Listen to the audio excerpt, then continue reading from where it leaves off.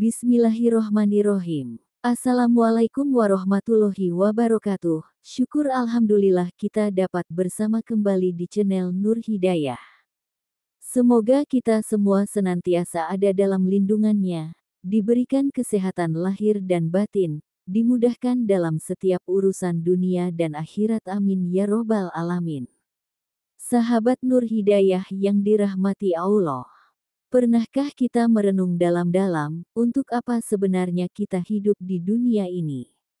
Apa tujuan kita bangun setiap pagi, bekerja, beraktivitas, bercita-cita? Semua itu akan berakhir di satu titik yang tak bisa kita hindari, yaitu kematian.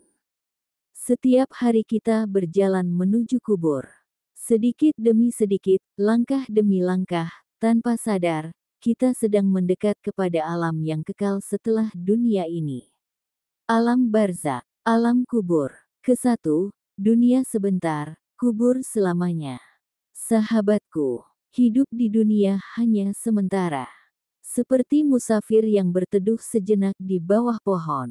Kemudian ia bangkit, lalu melanjutkan perjalanan panjang menuju akhirat. Usia kita hanya 60, 70, atau mungkin 80 tahun. Itu pun tidak semua sampai di angka itu. Sedangkan di alam kubur, kita bisa tinggal ribuan tahun hingga hari kiamat tiba.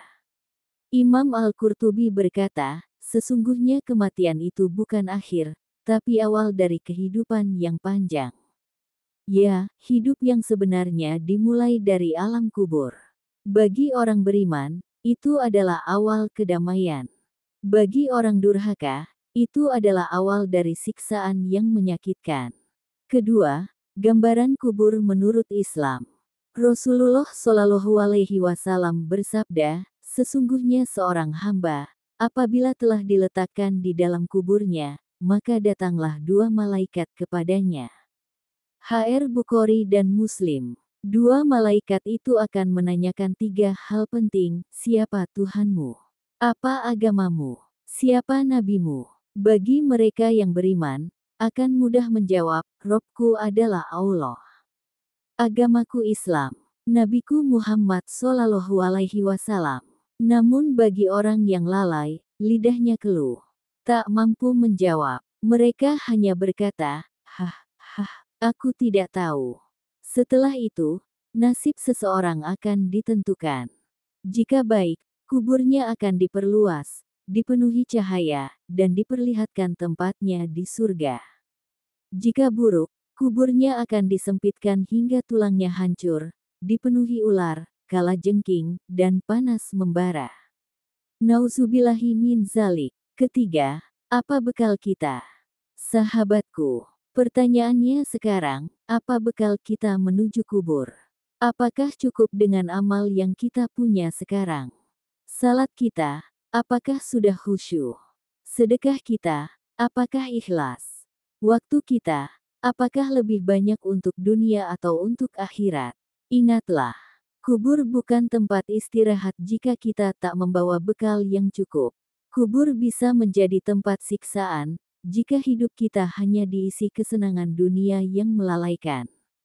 Keempat, bekal menuju cahaya kubur. Tapi jangan putus asa, rahmat Allah sangat luas.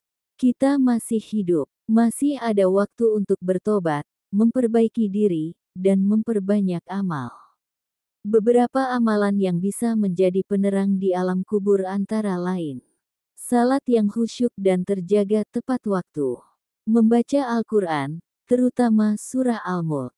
Rasulullah Shallallahu Alaihi Wasallam bersabda, surah Al-Mulk adalah penyelamat dari azab kubur. HR Tirmidzi. Sedekah yang ikhlas dan tersembunyi. Menjaga wudhu. Orang yang wafat dalam keadaan suci, mendapat kemuliaan. Doa dan istighfar yang terus dilantunkan. Menjaga lisan dan meninggalkan gibah, fitnah, serta dusta. Sahabat Nur Hidayah yang dirahmati Allah. Bayangkanlah saat tubuh kita dibaringkan di liang lahat. Keluarga menangis, tanah menutupi tubuh, tak ada lagi gelar, harta, atau jabatan. Yang tersisa hanyalah amal. Saat itu, Tak ada yang bisa menemani, kecuali amal kebaikan yang kita kumpulkan di dunia. Maka, jika hidup ini hanya sebentar, dan kubur adalah permulaan kehidupan yang panjang, sudah siapkah kita? Semoga kita semua dijauhkan dari azab kubur. Diberikan taufik untuk memperbaiki diri sebelum ajal datang. Dan ketika ruh terangkat dari jasad, kita termasuk hamba yang disambut malaikat dengan ucapan, "Salam sejahtera atas kalian, masuklah ke dalam surga karena apa yang telah kalian kerjakan." Az-Zumar ayat 73.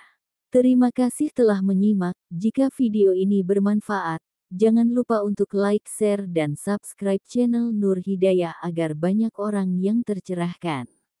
Wassalamualaikum warahmatullahi wabarakatuh.